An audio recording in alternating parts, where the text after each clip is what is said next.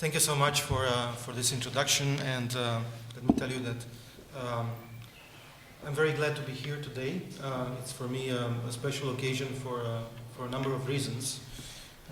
First of all, because well, today it happens today that we have the visit of the NATO Secretary General to Bucharest. So I've come here just directly from the program of the Secretary General, whom I met this morning, and then together with the President we had a working lunch. It was a very substantial visit of the NATO Secretary General with very powerful messages, not only as far as the importance of Romania within the alliance, but also regarding the relevance of where we are now with NATO and the security environment around us. And we have discussed about many issues related not only to the East, but also to the threats and challenges coming from the south of the alliance. But I will tell you more about things that we have discussed during the visit, while I will address the substantial topics from my intervention, trying to answer, of course, your questions. Second, because well, I have became familiar with the New Europe College quite some time ago, when I had the honor and pleasure to work for Minister Pleșu at that time in the Ministry of Foreign Affairs as advisor to his office, and also after a while as head of his office. And I'm proud that I was head of your private office, Minister Pleșu. And after you left the position of minister, you promised that you will invite me to have a conference here in the New Europe College. Well, thank you so much for fulfilling this promise after 15 years.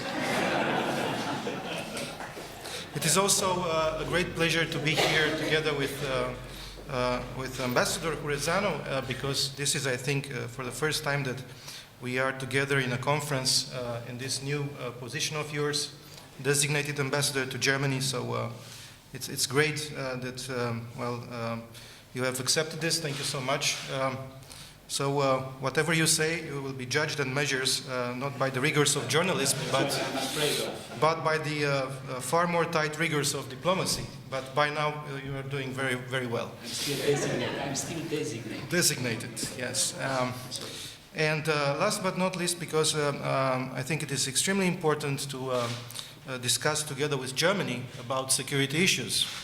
And I have to confess that, after taking up my post in November last year, one of the first meetings I had was in December last year with Minister Steinmeier, and Mr. Wick was there at that meeting. And together we have discussed many issues about our bilateral relations.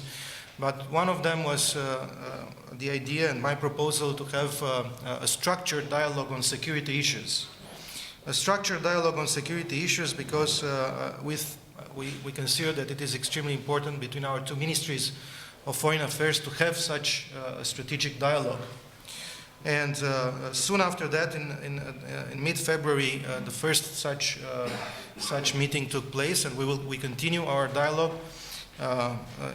Both between the ministries, but also in Brussels between the permanent delegations. And I have to confess, this interaction is very substantial. Indeed, we have a very interesting environment, a very interesting security environment, especially in the East, but also in the South. And we have discussed together with the Secretary General about the agenda of the summit in Warsaw, and I have suggested taking into account the growing threat of terrorism. That also, I think, terrorism should be on the agenda of the Warsaw summit, because the alliance, it's not a new thing for the alliance. It is within the or under the radar of the alliance for quite some time. But perhaps the recent events at the beginning of the year, but also very recently, show us that we need to have a more coordinated response. This is another matter of possible cooperation with the European Union, by the way, and with other international organizations. Beyond the response to hybrid warfare, beyond the maritime security issues, beyond the strategic communication, beyond the cyber and energy security. This is, I think, a very important area where NATO should take some important measures. On the east, there is a serious situation in Ukraine, as you all know, developed at the hand of Russia, which illegally annexed Crimea and used the hybrid warfare, provided support to separatists, and continues to, unfortunately, adopt an unpredictable and assertive international conduct. I very much share the view that the NATO relations with Russia should be on the agenda of the Warsaw Summit. I have already asked since December during the ministerial for NATO to start preparing a NATO-Russia strategy, because we need such a strategy. So what we have decided already within the alliance is to have a comprehensive analysis of the NATO-Russia relationship, and I think this is important because in the past, before the events of last year in Ukraine, NATO had a very open and cooperative approach towards Russia. I remember the wording in the Lisbon summit documents, especially in the strategic concept of Lisbon, saying that the purpose of NATO-Russia relationship is to build a strategic and to reach a strategic partnership. Are we now in the same position, or do we need some changes, some adjustments in our attitude towards Russia? Because we had also a lot of projects, joint projects that we developed together. It's not far away. In the beginning of 2014, we were planning a joint mission to protect the destruction of chemical weapons from Syria. We were developing together, and here Romania was one of the co-chairs together with Russia. Romania, on behalf of the alliance, co-chaired together with Russia a joint project on telemedicine, a very interesting and, I think with a lot of perspectives, project. Unfortunately, after the events in Ukraine, and when Russia chose to adopt a different approach, after the annexation of Crimea, the alliance decided to freeze the relations with Russia, keeping the dialogue at ambassadorial level and above open, but of course with a lot of limitations. Well, anyway, NATO does not see Russia as an adversary. Unfortunately, Russia has introduced some provisions in its strategic documents considering the alliance as a threat, and of course the enlargement of the alliance as a threat. So such an approach was translated in concrete measures. SNAP, large-scale exercises taking place without short or with short notice. A build-up of military capabilities, especially in Crimea, and thus changing the strategic balance in the Black Sea region. That is why today I have suggested to the Secretary General to discuss together and to have this issue reflected in the reflection process within the alliance. What is the role of the Black Sea region for the alliance? The Black Sea region being, in fact, at the very juncture between the eastern flank and the southern flank of the alliance. So again, an increasingly aggressive rhetoric against NATO and some allies, including Romania, by the way. So all in all, it is important to clarify where we are with the relations with Russia, between NATO and Russia, because we would like to resume cooperation with Russia. This is our target, but provided that Russia decides to act in full compliance with international law. On the south, we face terrorism, we face illegal migration, we face a lot of hotspots, destabilization in North Africa and Middle East. And against such threats, against such, I would say, an arch of instability from east and south, Romania and Germany share common objectives. consolidation of their security and the security of the alliance, increased attention to collective defense. Last year, we worked jointly in NATO to adopt the right decisions at the Wales summit, especially the Readiness Action Plan, which provides a good framework for consolidating the collective defense of NATO. The reassurance measures, which were provided by the Readiness Action Plan, continued.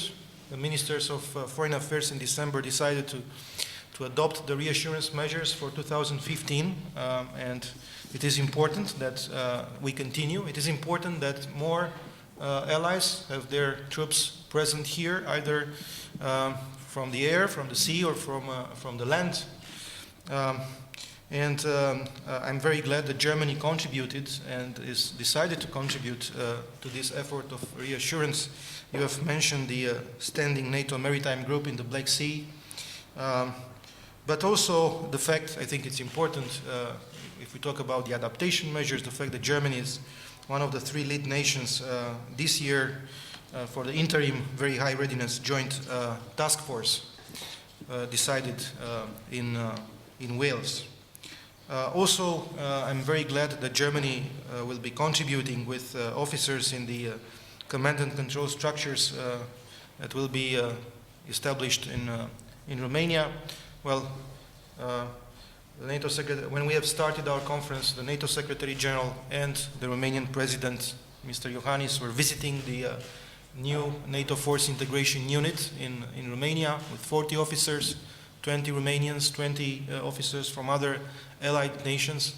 This is an important NATO presence in Romania, and of course we will continue to develop the multinational divisional headquarters Southeast to take care of the preparation for the allied forces training exercises, but also, if necessary, we don't want this to be necessary, for the use of the very high readiness joint task force in the southern part of the eastern flank. We witness, today this very good cooperation, and I fully share with you the fact that we need to continue the adaptation of NATO. We have to see what is needed in order to continue this process of adaptation, because besides the reassurance, the adaptation is a way to project stability in the neighborhood of the alliance. Projecting stability in the neighborhood of the alliance means also to think of a more strategic way to engage with the neighbors of the alliance, with the partners of the alliance, both in the east and in the south. This is another matter that I have discussed today with the Secretary General.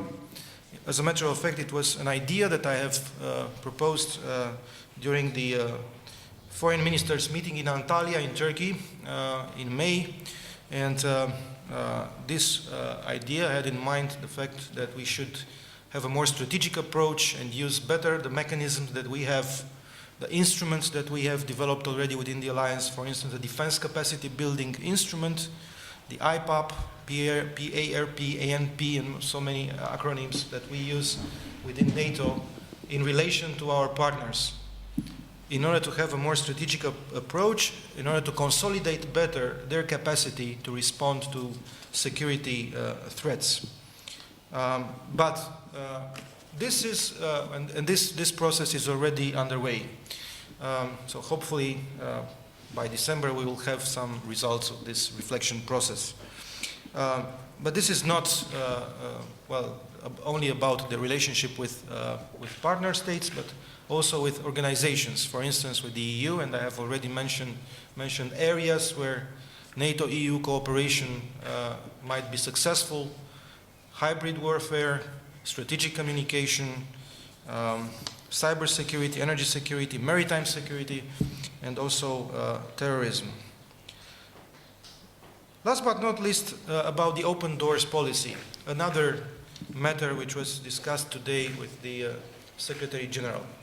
I have made the point to the Secretary General, and he agreed with me that without the open doors policy, the credibility of the alliance will be under a question mark without an active open doors policy. Why it is so important? Well, Romania has only acceded to the alliance 11 years ago. Germany Germany at 60 in the alliance. But it is very important to note that the open doors policy brought regional stability and security, helped to the spreading of important democratic values within the candidate countries, but also to other partners and the neighbors of these applicants to become members of the alliance. The open doors fulfills long-time aspirations of these countries to join the community of Euro-Atlantic values, and we shouldn't abandon this policy. So I think on the agenda of the Warsaw Summit we need to have some decision on the open doors policy. I think Montenegro is ready to get an invitation to join the alliance. This invitation should be decided by the Ministers of Foreign Affairs in December this year, and I think Montenegro is ready to move forward. I have presented to the Secretary General an idea that I had recently, and I have discussed it with colleagues during the ministerial in Antalya to visit Montenegro together with some other ministers, some other foreign affairs ministers from NATO countries, in order to support the efforts of Montenegro to join the alliance, and in order to raise the public support for accession, because nowadays the public support is at the level of 37%. They need, well, more support. They need, well, a boost in explaining the benefits of joining the alliance to the public. Last but not least, Ambassador Lauk mentioned the national security strategy, the national defense strategy, drafted by the Romanian president and approved by the parliament last week. This strategy provides for a comprehensive view on how our security is achieved through the contribution of all sectors of the society, but it also entails a significant role for NATO and for NATO allies, and I am pretty sure that of all allies, Germany plays a very important role in this respect. So I will stop here and ready for questions.